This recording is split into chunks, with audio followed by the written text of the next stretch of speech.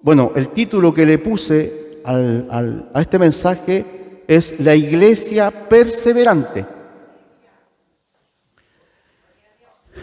La Iglesia Perseverante. Y en el texto de Hechos, capítulo 2, versículo 42 al 47, me dice en qué yo debo perseverar. Del 42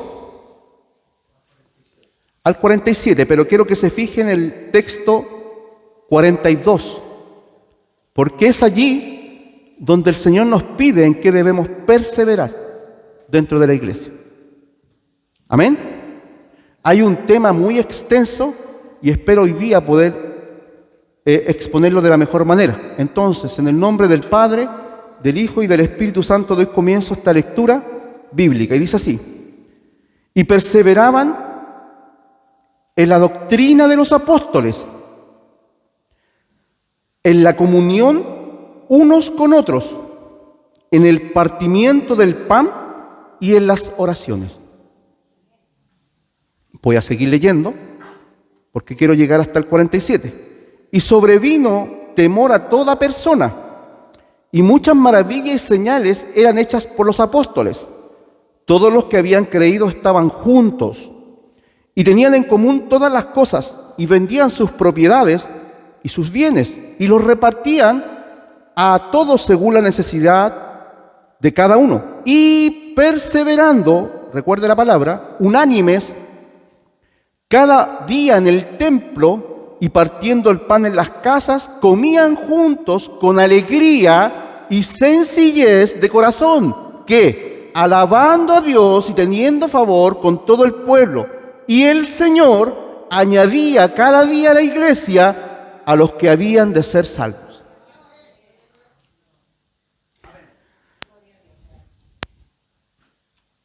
Hermano, aquí está la clave de una iglesia. Si usted entiende esto, va a entender por qué usted viene a este lugar. Porque a lo mejor usted lo invitó a alguien y le dijo, vamos a la iglesia. Pero usted llega a la iglesia y usted está esperando algo de parte de la iglesia.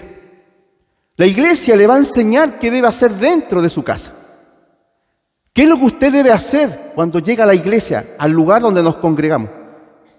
Y es 4 puntos que quiero hoy día tomar para poder enseñar esto. Y el primer punto tiene que ver con la doctrina de los apóstoles. Lo primero que tenemos que entender es que después de la venida del Espíritu Santo a esa iglesia primitiva, ya en el día de Pentecostés, los creyentes se dedicaban a varias cosas. Una de ellas era a la enseñanza de los apóstoles. Ya, voy a explicar eso de ahí. A la comunión, o sea, al estar juntos y al partimiento del pan.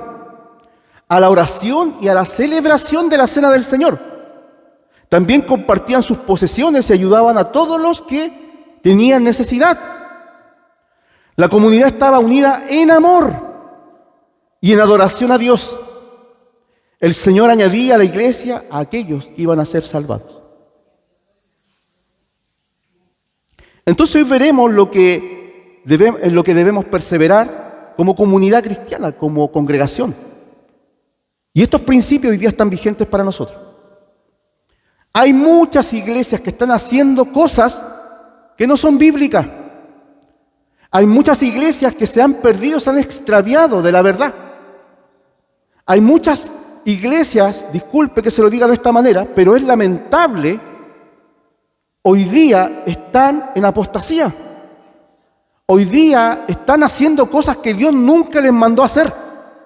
Y estos principios que hoy día vamos a ver deben ser aplicables a esta iglesia y a todas las demás, porque este es el ejemplo de cómo una iglesia debe funcionar. ¿Qué es lo que debe hacer la iglesia cuando se reúne? ¿Qué debemos hacer nosotros como creyentes? ¿Qué es lo que Dios está provocando dentro de la iglesia cuando nosotros hacemos estas cosas? Y son 4 cosas. Uno es perseverar en la doctrina de los apóstoles, hermano. Lo dije recién, por eso les dije, leamos el 42. En la comunión unos con los otros, en el vínculo del amor, en estar reunidos, en el partimiento del pan, que es la cena del Señor, y en las oraciones. Hermano, a la iglesia venimos a eso y no a otra cosa.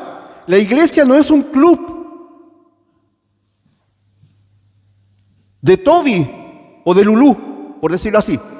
La iglesia es santa. La iglesia fue comprada por un precio. Y ese precio le costó la sangre y la vida a nuestro Señor Jesucristo, al Hijo de Dios, hermano. Por lo tanto, en la iglesia se debe hacer lo que el Señor nos manda a hacer y no otra cosa. Y el que no se conforma con esto, hermano, está extraviado, está turbado, no entiende la voluntad del Señor, no comprende. En muchos lugares te están ofreciendo una carta de decir: yo le sirvo a usted lo que usted quiere oír, lo que usted quiere escuchar, lo que usted quiere hacer. Y no le digo nada acerca de Dios. ¿Pero es eso lo que Dios quiere? No, pues.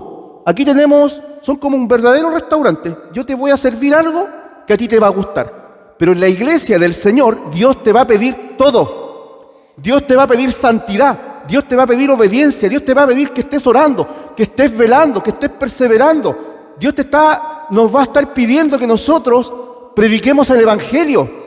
Dios nos va a estar diciendo esas cosas y que muramos a nosotros mismos y que la voluntad de Él se haga en nuestras vidas. Hermano, entiéndalo. Eso es lo que demanda el Señor. Entonces, lo primero, la iglesia debe perseverar en la doctrina apostólica. Y esta doctrina apostólica es la que se ha enseñado desde que Cristo vino al mundo. Todos los apóstoles fueron instruidos por las palabras del Señor, ¿verdad? Y nosotros encontramos los evangelios en el Nuevo Testamento, encontramos el libro de los Hechos de los Apóstoles, encontramos las cartas de los apóstoles y encontramos el libro de Apocalipsis que nos dice qué va a pasar al final del tiempo. La iglesia debe enfocarse en estudiar, en indagar diligentemente, en escudriñar estas palabras y vivirlas. De lo contrario, no somos nada. No podemos ser creyentes de número, sino que debemos ser un creyente de verdad. Dios está pidiendo hombres que sean transformados por la palabra, y la palabra es inspirada por Dios y el Espíritu Santo, el que opera en nuestros corazones para decirnos qué hacer, cómo vivir. Él es la guía, Él es el consolador que nos lleva a toda verdad, a toda justicia. Cuando escuchamos la palabra, cuando la ponemos por obra, estamos obedeciendo a Dios y al Espíritu Santo en nuestras vidas, hermano. Pero a lo mejor usted le dedica tiempo, le dedicamos tiempo más a otras cosas. Hermano, hay tiempo para todo. Hay tiempo para recrearse, hay tiempo para la familia, hay tiempo para trabajar, hay tiempo para todo. Pero nosotros debemos también darle el tiempo al Señor. Porque, hermano, ¿cómo usted va a entender y va a comprender la voluntad de Dios si nunca lee y nunca abre su Biblia? Porque esta carta es personal para usted. Esta palabra Dios se la dio a usted personalmente y a mí. Hermano, entiéndalo. Y cada uno de nosotros cuando lleguemos al Señor, al tribunal de Cristo, el Señor nos va a pedir cuentas. ¿Qué hicimos con la verdad? ¿Qué hicimos con lo que nos... No, Señor, nunca tuve tiempo para ti. Cuidado, porque esa no es una respuesta adecuada para el Señor. No, hermano, es aquí donde nosotros debemos perseverar en la doctrina de los apóstoles. Y es importante la doctrina. ¿Por qué? Porque hay muchos hombres que han venido encubiertamente dentro de las iglesias, que son lobos rapaces, falsos maestros, falsos pastores, falsos predicadores, hermanos, que están dentro de las iglesias y que llegan para turbar y dividir a la iglesia, para enseñar energía destructiva, para hacer mercadería de nosotros, hermanos. Hay muchos, hermanos, que Satanás tiene y que pone por delante. Por eso, hermano, se enseña los días martes, los días jueves, los días sábados, los días domingos se enseña la palabra del Señor, porque debemos perseverar en esta verdad y no en otra. No vamos a hablarle de testimonios. El testimonio es importante para adornar la palabra, pero nosotros predicamos en este lugar la Biblia, la palabra, la doctrina apostólica, y nosotros somos una iglesia apostólica, hermano. Por la sencilla razón de que nuestro fundamento son los apóstoles. Dios levantó a 12 para Israel, pero uno para los gentiles. Y usted sabe de quién estoy hablando, del apóstol Pablo. Estoy diciendo que los demás no nos sirven. Sí, pues toda la palabra es inspirada, todo nos sirve. Pero hay uno dedicado especialmente para usted y para mí. Y bastante que escribió.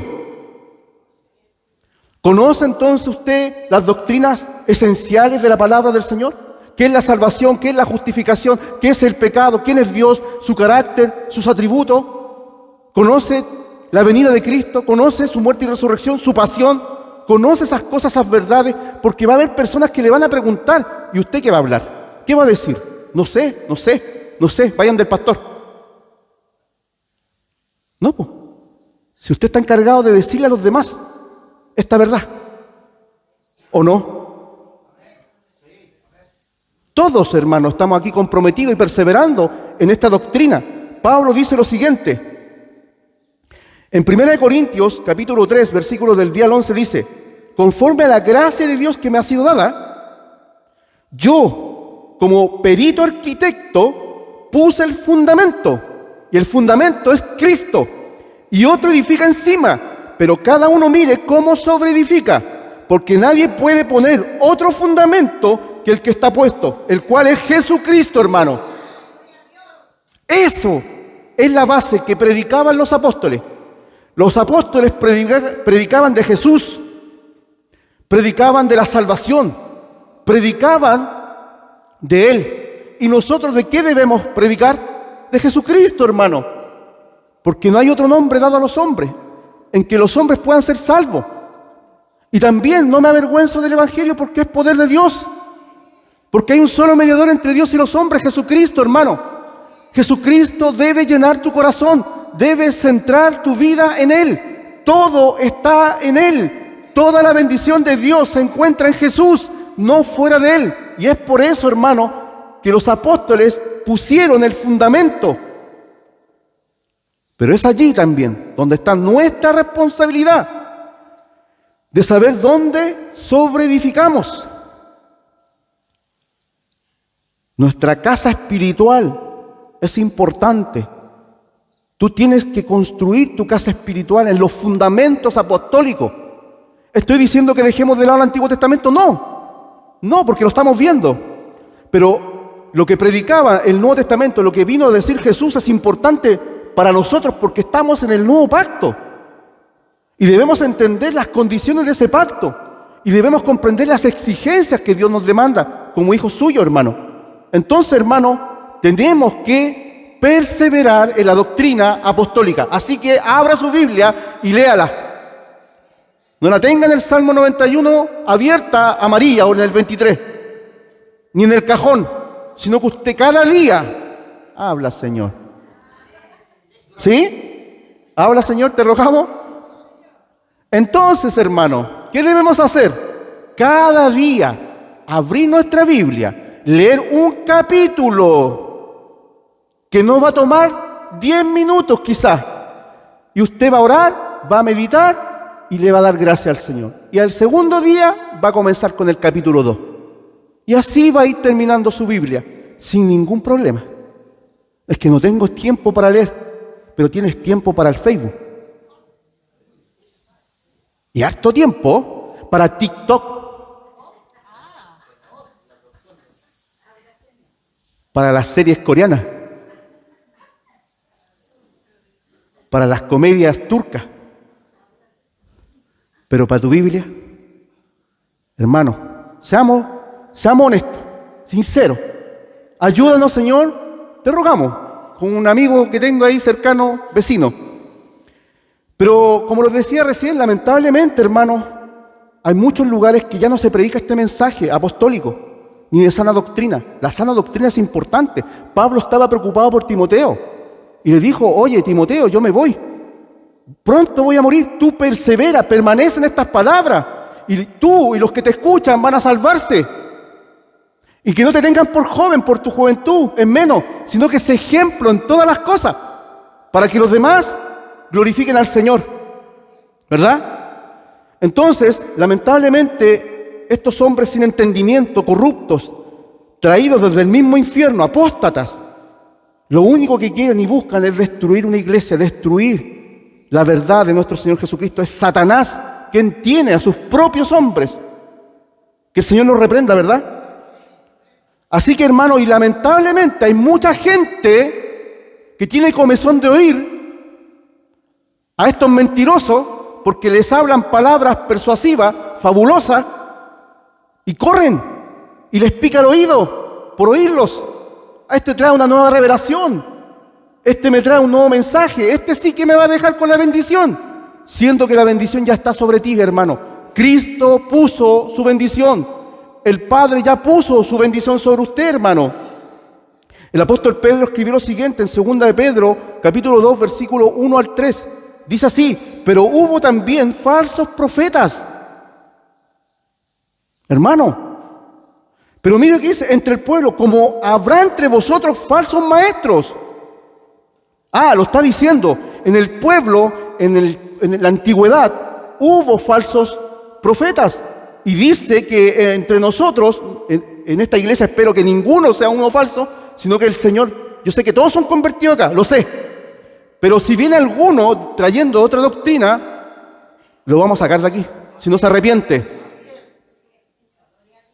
Dice, falsos maestros que introducirán encubiertamente herejías destructoras y aún negarán al Señor que los rescató, atrayendo sobre sí mismos destrucción repentina. O sea, están condenados esos hombres. Y muchos seguirán sus disoluciones. Los seguirán muchos, por causa de los cuales el camino de la verdad será blasfemado. Y por avaricia harán mercadería de vosotros, con palabras fingidas. Sobre los tales ya de largo tiempo la condenación no se tarda y su perdición no se duerme.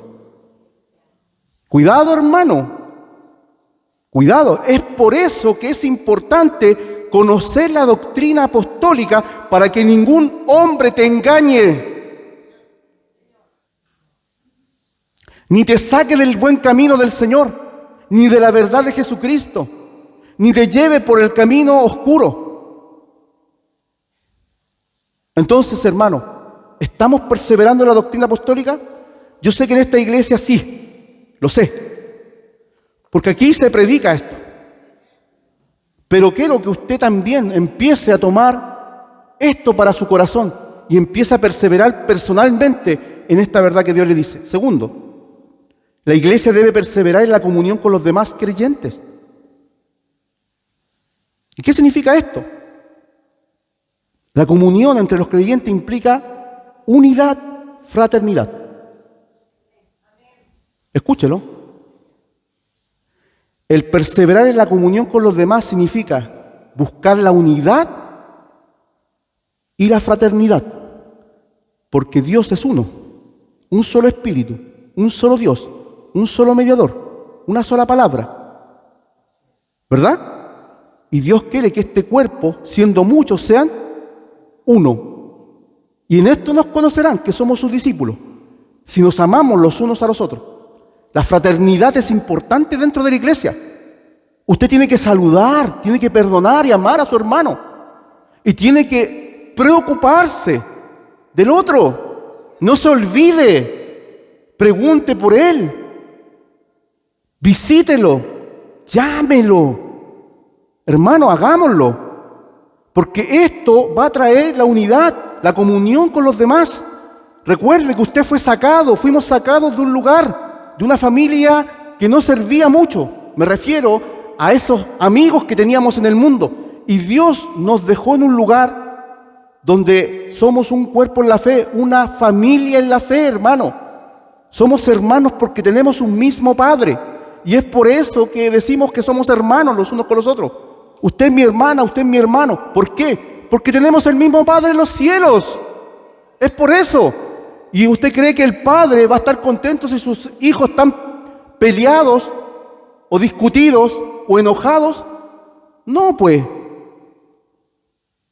¿Qué nos dice entonces 1 Corintios 10:17? Ya que hay un solo pan, y este es Cristo, el pan de vida, que descendió al cielo, todos nosotros, aunque somos muchos, Formamos un solo cuerpo, porque todos participamos del mismo pan. Todos hemos creído en Jesús los que estamos acá, ¿verdad? El pan de vida que descendió del cielo, el que nos dio vida, esa vida eterna. Por lo tanto, somos muchos, pero somos uno. 1 Corintios 12:12 dice, así como el cuerpo es uno y tiene muchos miembros, pero todos los miembros del cuerpo, siendo muchos, son un solo cuerpo. Así también Cristo. Unidad, fraternidad, amor, perdón, soportaos los unos con los otros, perdonaos los unos con los otros, amaos los unos con los otros. Ese es el mensaje de Cristo para su pueblo, hermano. Entonces, ¿debemos perseverar en la comunión con los demás? Por supuesto. Pero lamentablemente también tengo que decir que dentro de las iglesias hay una realidad y hay un problema tremendo con el tema de las divisiones. Y es un problema grave dentro de una iglesia, hermano. Porque ¿sabe quién fue el divisor en el cielo? Satanás. Él arrastró a uno de tres con él. Él comenzó la rebelión. Él comenzó la división. Y Satanás está preocupado de que nosotros nos dividamos. Él quiere que la iglesia esté dividida. Porque cuando está dividida la iglesia no permanece, ¿sabe usted? Dice, nuestro Señor Jesucristo nos advierte de esta división. Y cuando una casa está dividida, no puede permanecer en pie. Se destruye, hermano. Dios busca la unidad, Satanás quiere la división. Entienda, se ha entendido. Tú eres parte de la iglesia. Eres parte del cuerpo, un miembro que tiene que estar buscando la unidad, la fraternidad. Tienes que estar trabajando para eso, no para dividirte, no para destruirnos. El Señor Jesús dice en Mateo 12:25, sabiendo los pensamientos de ellos, les dijo, todo reino dividido contra sí mismo es asolado, y toda ciudad o casa dividida contra sí misma no permanecerá. Entiéndalo, hermano. Esto lo dijo Cristo en un contexto, pero hay un principio aquí de división. Ningún reino, ninguna casa va a permanecer si está dividida. Y si tú eres un divisor, y si somos divisores, debemos arrepentirnos. Hermano, Satanás está buscando destruir la iglesia con divisiones, con murmuraciones, con quejas, con un montón de cosas. Hermano, muchas veces Satanás entra en la mente, la influye, pero es allí donde está el poder de Dios, es allí donde está el Espíritu Santo, es allí donde está la sangre de Cristo, y es allí donde también nosotros tenemos que arrepentirnos y cambiar nuestra actitud de corazón, porque es el corazón, hermano, donde salen las divisiones, los pleitos, la ira y todas esas cosas, hermano. Son las obras de la carne que traen esas cosas. Gálatas lo enseña de esa manera y lo vamos a leer. Por tanto, es de suma importancia mantener la unidad y el amor fraternal dentro de la iglesia. De lo contrario, hermanos, seremos destruidos. Debemos procurar la paz con todos. Debemos perdonarnos cada ofensa cometida los unos con los otros. Pero ¿cómo lo logramos, hermano? ¿Cómo logramos esto? De una sola forma. Llénate del Espíritu Santo para que el carácter de Cristo aparezca en tu vida y puedas perdonar y tener paciencia y tener dominio propio. De lo contrario, la carne va a salir de nosotros. Gálatas 5:16 al 26 dice lo siguiente. Tomé del 16 al 26 por un motivo. Mire lo que dice aquí Pablo a los Gálatas. Digo pues, andad. Cuando digo andad no significa caminar acá, significa vivir. Vivir en el Espíritu. Y no satisfajáis los deseos de la carne. Ah, ¿hay deseos de la carne? ¿Hay un hombre dentro de nosotros viejo? Sí, que todavía está allí. Porque aquí hay una batalla entre el nuevo hombre, entre el hombre espiritual, nacido de Dios, y el antiguo que todavía está dentro de nosotros, que no se somete ni se sujeta a la ley de Dios. Dice así, porque el deseo de la carne es contra, ya está hablando de una oposición, es contra el espíritu, y el espíritu es contra la carne. O sea, dentro de nosotros hay una batalla descarnada, una batalla total, una guerra total. Pero cuando nosotros andamos y vivimos en el espíritu, el que va a vencer va a ser el espíritu. Por lo tanto, va a salir lo mejor de Cristo en nuestras vidas. Dice así: y estos se oponen entre sí, para que no hagáis lo que quisierais. Pero si sois guiados por el Espíritu, no estáis bajo la ley. Y manifiestas son las obras de la ley, de la carne, que son adulterio, fornicación, inmundicia, laxivia, idolatría, hechicería, enemistades. Aquí, mire, escucha ahí. Divisiones, enemistades, pleitos, celos, iras, contiendas, disensiones. ¿De dónde vienen entonces estas divisiones? De las obras de la carne, del corazón, de los que no andan en el espíritu. De allí salen. No, que fue Satanás. No, no fue Satanás. Pobre Satanás que debe estar allá llorando afuera en la calle. Debe estar triste, porque todos le echamos la culpa a Satanás. Pero no te das cuenta, tenemos que darnos cuenta que de nuestro propio corazón salen estas cosas. Jesús mismo lo dijo. Así que el que vive y el que es guiado por el Espíritu Santo, sigamos, va a pasar esto con él. Dice que también salen las envidias, homicidios, borracheras, en las obras de la carne, siguiendo el texto, orgías y cosas semejantes a estas, acerca de las cuales os amonesto, como ya lo he dicho antes, que los que practican tales cosas no heredarán el reino de Dios. Así de simple. No heredarán el reino de Dios. Es que yo vengo a la iglesia y canto y lloro. Es que yo doy mi ofrenda. Es que traigo mis cosas para las primicias y tomo la Santa Cena. Pero el que vive y anda en estas cosas, simplemente no van a heredar el reino de los cielos. Entiéndalo. Por eso que el Espíritu Santo le fue dado a usted, para que Él le gobierne a usted, para que usted se someta y yo también a Él. Y es allí donde hay victoria y libertad del pecado y de la condenación y de la muerte y de Satanás. Recuerde Romanos 8 lo que dice. Ninguna condenación hay para los que están. Amén.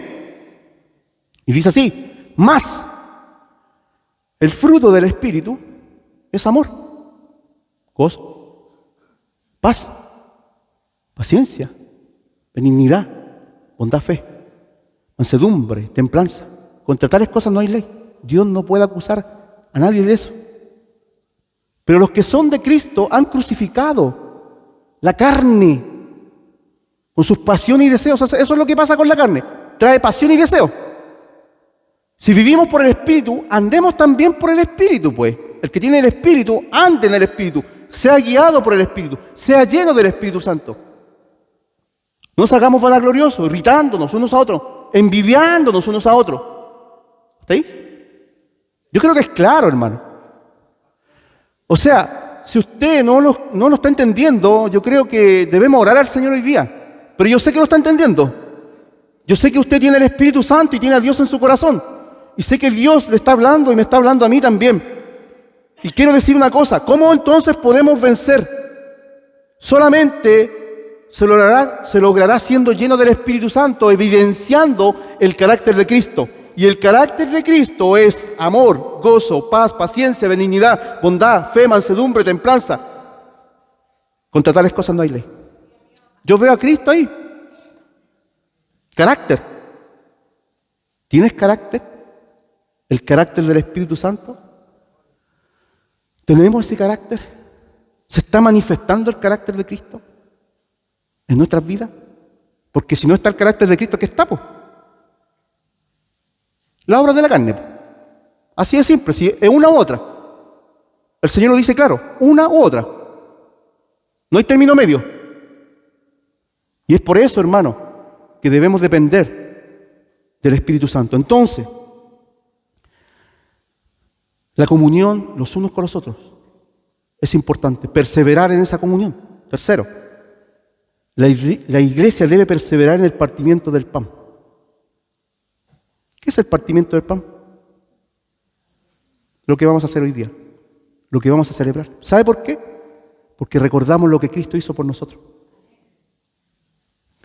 Y es una práctica que fue instituida por nuestro Señor Jesucristo en la noche que Él iba a ser crucificado. Y esto va hacia atrás, hasta el tiempo de Éxodo, cuando el Cordero fue ofrecido, ¿verdad?, para que fueran librados de la muerte, del destructor que iba a pasar buscando la vida de los primogénitos. Y es de la misma manera que Cristo es el Cordero de Dios. Y el pan y el vino representan o simbolizan el cuerpo y la sangre derramada. El cuerpo porque fue molido por nuestras transgresiones, aplastado por Dios. Dios lo aplastó, hermano, por nosotros. Y su sangre fue derramada. Su sacrificio fue cruento, hermano. Y nosotros debemos discernir lo que vamos a hacer hoy día. Discernirlo. Porque el que no discierne el cuerpo y el pan atrae juicio para su vida. ¿Sabía usted? ¿Y cuál es este juicio? Es un juicio de parte de Dios. Y este juicio, hermano, puede causar una enfermedad en tu vida grave, incluso tu muerte. ¿Pero cómo? ¿Pastor me está diciendo eso? Es así. Si yo estoy aquí, yo voy a tomar los elementos y para mí esos elementos representan algo muy sagrado. Oramos por ello, pedimos al Señor. Es una representación, pero lo que estamos haciendo, lo estamos haciendo recordando lo que Cristo padeció en la cruz del Calvario, hermano. La salvación del Señor, su muerte y su resurrección y su venida. ¿Y cuántas veces, hermano, lo hagamos? Debemos discernirlo. Entonces, en la cena del Señor los creyentes participan del pan y vino, o jugo de uva en algunos casos, que simbolizan el cuerpo y la sangre de Cristo, respectivamente. Al hacerlo como creyentes, recordamos el sacrificio de Jesús en la cruz para el perdón de nuestros pecados y la reconciliación con Dios. Veamos lo que dice 1 Corintios 11, del 23 al 26. Y esto lo hemos dicho cada mes, porque cada mes nosotros en este lugar celebramos este partimiento del pan. Entonces la iglesia está perseverando en esto. El único que no puede tomar la Santa Cena es un no creyente. Pero todos aquellos que han recibido a Cristo con discernimiento, sabiendo lo que estamos haciendo, la pueden tomar sin ningún problema. Porque yo recibí del Señor lo que también os he enseñado, que el Señor Jesús, la noche que fue entregado, tomó pan. Y habiendo dado gracias, lo partió y dijo: tomad, comed, esto es mi cuerpo, que por vosotros es partido. Haced esto en memoria de mí. Asimismo tomó también la copa, después de haber cenado, diciendo: esta copa es el nuevo pacto en mi sangre, el nuevo pacto, miren lo que celebramos. Haced esto todas las veces que la bebieres, todas las veces, ¿ya? Que la bebieres en memoria de mí, así que no hay restricción, lo hacemos cada mes. Así pues, todas las veces que comieres este pan y bebieres esta copa, la muerte del Señor, anunciáis hasta que Él venga. Cristo viene, la segunda venida. Pero también quiero decir algo con respecto a los que no disciernen esto. 1 Corintios 11, 27 al 30. Cuidado aquí. Tenga cuidado, tengamos cuidado de discernir correctamente lo que vamos a hacer hoy día. De manera que cualquiera que comiera este pan o bebiera esta copa del Señor indignamente, será culpado del cuerpo y de la sangre del Señor. Por tanto, pruébese cada uno a sí mismo y coma así el pan y beba la copa. Porque el que come y bebe indignamente, sin discernir el cuerpo de Cristo, el cuerpo del Señor, juicio come y bebe para sí. Por lo cual hay muchos enfermos y debilitados entre vosotros y muchos duermen. Juicio.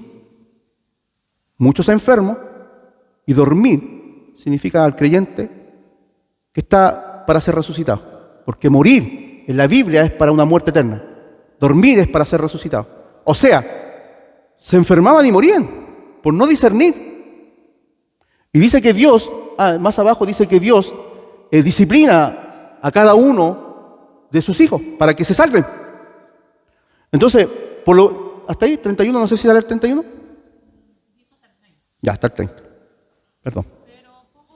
No se preocupe. Espero. Si pues nos examinamos a nosotros mismos, no seríamos juzgados. Mas siendo juzgados, somos castigados por el Señor, para que no seamos condenados con el mundo. Ah, qué tremendo es el Señor, hermano. No, que Dios me ama. Sí, sí le ama. Pero Dios juzga. Y dice que el juicio comienza por su casa, primeramente.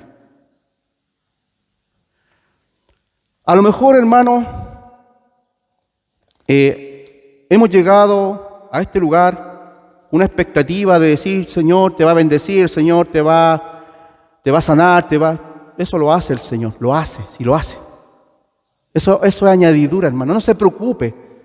No se preocupe por su economía, no se preocupe por su salud, no se preocupe por su casa. Si usted está preocupado por las cosas del Señor, primeramente Dios se va a ocupar por usted. Así que preocúpese de estas cosas, de ponerlas por obra y hacerlas, y Dios se va a encargar de lo demás. Hermano, en serio, te lo digo de verdad. El que persevera en estas cosas, vamos a ver cuánto el Señor bendice. Cuarto, la iglesia debe perseverar en la oración. Ayúdanos, Señor. Te rogamos. La oración, hermano, es un medio por el cual nos comunicamos con Dios. Dios nos habla por medio de su palabra. Pero ¿cuándo hablas tú con Dios? Por la oración. La oración es poderosa porque Dios la responde. Por eso es poderosa, porque Dios responde a la oración. En sí la oración no es poderosa, es el medio de comunicación para pedir a Dios, confiar que Dios lo va a hacer y esperar su respuesta pacientemente, ¿verdad? Pero el que responde es el poderoso, ¿o no?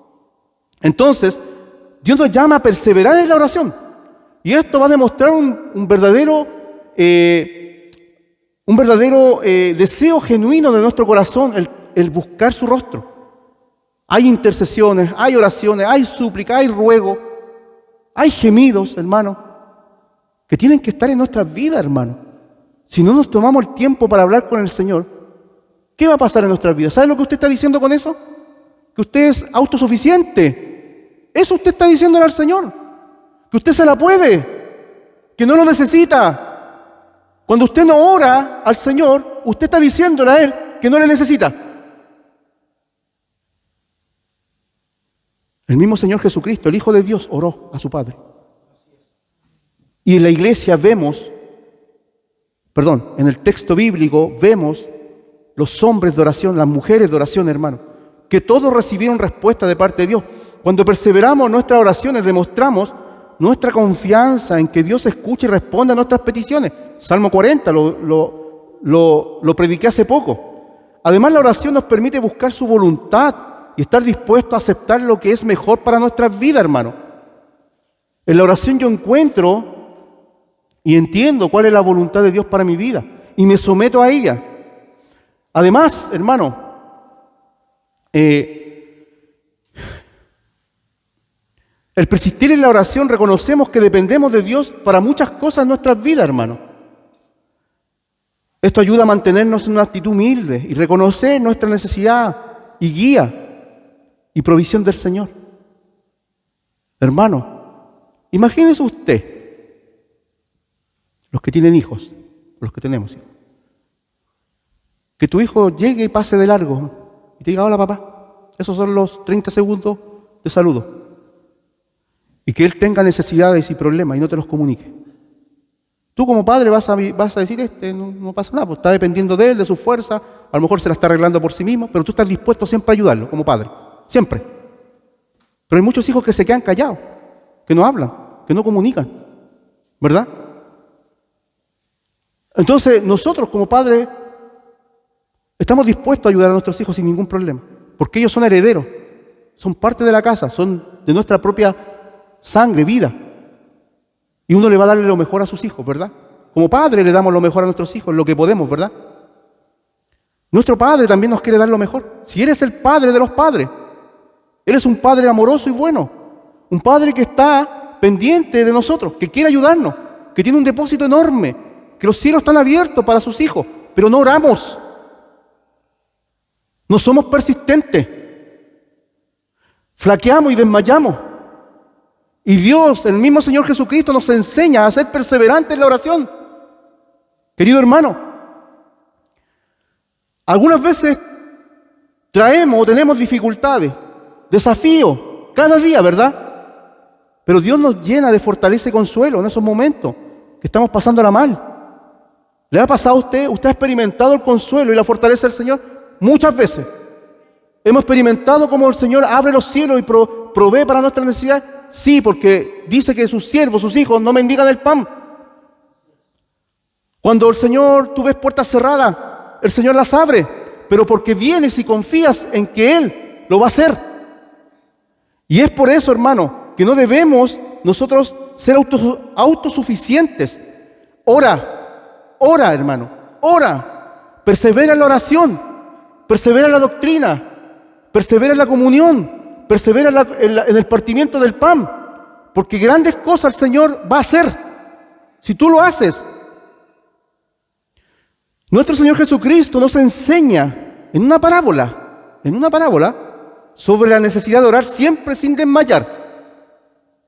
Lucas 18, del 1 al 8. Y el Señor es quien nos anima, hermano, hoy día, a ti, a mí, a que oremos siempre, sin desmayar, a ser persistente, porque Dios escucha y responde, hermano. Dios escucha y responde. Escuche, Dios escucha y responde. También le refirió Jesús una parábola sobre la necesidad de orar. Siempre, no algunas veces, siempre. Y no desmayar. No, es que oré un ratito y ya no quiero pedirle más al Señor. Lo estoy molestando mucho. Hermano, a Dios no se le molesta con eso. Dios pide que perseveremos en la oración. Siempre. Y aquí nos cuenta una historia. 2, parece. Hermana Maribel. Diciendo, había en una ciudad un juez. Este juez era malo. ¿Ya? Que no temía a Dios, ni respetaba a hombre. ¡Wow! Había también en aquella ciudad una viuda, la cual venía a él, diciendo, hazme justicia de mi adversario. Tenía un problema legal. Quería que este juez hiciera justicia. Él no quiso por algún tiempo. Pero después de esto dijo dentro de sí, aunque ni temo a Dios, ni tengo respeto a hombre, sin embargo, porque esta viuda me molesta, le haré justicia, no sea que viniendo de continuo me agote la paciencia. Y dijo el Señor, oíd lo que dijo el juez injusto. ¿Y acaso, hermano, para ti, tómalo en tu corazón, y acaso Dios no hará justicia a sus escogidos que claman a Él de día y de noche? ¿Se tardará en responderles? Os digo que pronto les hará justicia, pero cuando venga el Hijo del Hombre, ¿hallará fe en la tierra? Cuando yo me acerco en oración, me acerco en fe. Escúchelo. Cuando yo oro al Señor, me estoy acercando en fe, porque sé que Dios me escucha. Sé que Dios es confiable. Sé que Dios responde, pero debo ser perseverante. No debo desmayar. El Señor nos dice que Jesús dice que debemos estar orando de forma continua. Hermano, hay mucha necesidad. Si tú piensas que estás bien, tiembla, porque mañana puedes estar mal. Cerca, haz vallado en tu casa, haz un vallado con tus hijos, haz un vallado en tu matrimonio, pero esto se hace con oración, hermano, no de otra forma, no imponiéndote, no gritando, no haciendo cosas humanas, se hacen en Dios. Finalmente, gracias, pastor. Vamos, la última parte, vamos bajando, descendiendo. La bendición de Dios está sobre todos aquellos que perseveran. Esta es la parte buena, que algunos lugares solamente te predican esto. La bendición, porque eso es lo que queremos escuchar. Hermano, Dios tiene bendición para ti también. ¿Ya? No se ha olvidado por si acaso. Sí, Dios es bendito y bendice. La bendición de Dios está sobre todos aquellos que perseveran. ¿En qué? En escudriñar su escritura, la doctrina apostólica, en estar en comunión los unos con otros, en partir el pan, ¿verdad? y y en la oración. La iglesia, porque aquí estamos hablando de un contexto, debe estar en eso. Y mire lo que va a pasar. Si leemos el texto bíblico del Hechos 2, 43, 47, nos vamos a dar cuenta de qué es lo que pasó. Dios bendice primeramente con sabiduría de lo alto. Y la sabiduría es el principio. El principio de la sabiduría es el temor de Jehová. Primeramente, estos varones eran temerosos y reverentes delante de Dios. ¿Qué es lo que necesita una iglesia? Temor y reverencia. Cuando hay temor y reverencia dentro de una iglesia, entonces Dios se glorifica y se manifiesta. De ahí voy a leer el texto. Los bendijo con grandes milagros y maravillas que hacían los apóstoles. Hermanos, si en este lugar el Señor sana a alguien y hace un milagro poderoso, es porque estamos en esto. Estas son las cosas que Dios hace. Milagros y maravillas dentro de su iglesia. Hermanos, Dios los bendijo en el amor y en la unidad del cuerpo de Cristo. Los bendijo al formar en ellos un corazón dadivoso para ayudar a los necesitados. Los bendijo en su actitud de perseverar en el templo, o sea, de ponerle en su corazón, de permanecer con los hermanos y venir a la iglesia y con una nueva familia de la fe. Luego dice, los bendijo con la alegría y la sencillez de sus corazones. ¿Quién cambia el corazón? ¿Quién bendice nuestros corazones? Es el Señor quien pone en nosotros alegría y sencillez de corazón. Los bendijo con el favor del pueblo, hermano. Vas a hallar gracia delante de tus hermanos, pero también fuera del lugar de las reuniones de la iglesia. Los hombres van a decir, oh, este me cayó en gracia. Y se te van a abrir las puertas porque Dios ocupa a cualquiera para abrir puertas. Los bendijo con un corazón agradecido. Ellos se expresaban adorando al Señor, cantando cánticos de alabanza. Y dice que el Señor los bendijo añadiendo nuevos creyentes a la iglesia. Veamos entonces, 43 al 47. Y sobrevino temor a toda persona. ¿Qué debe haber dentro de una iglesia? Temor reverente. ¿Hay temor? Y muchas maravillas y señales eran hechas por los apóstoles. Hermano, cuando suceda un gran milagro acá o en tu vida, no te extrañes, es Dios actuando. Todos los que habían creído estaban juntos, unidad. Y tenían en común todas las cosas, comunidad, unidad, fraternidad. Eso lo provoca el Señor en la iglesia, en nuestros corazones. Dice, y tenían en común todas las cosas y vendían sus propiedades y sus bienes y los repartían a todos según la necesidad de cada uno. El Señor pone el corazón dadivoso, hermano.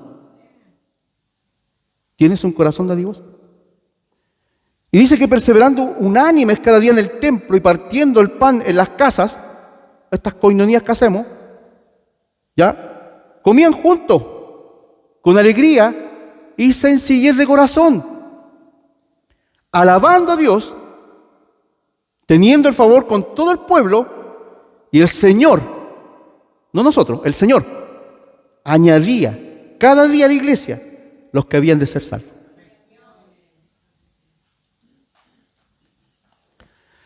La clave, verso 42. Y perseveraban en la doctrina de los apóstoles, en la comunión unos con otros, en el partimiento del pan y en las oraciones. Oremos al Señor.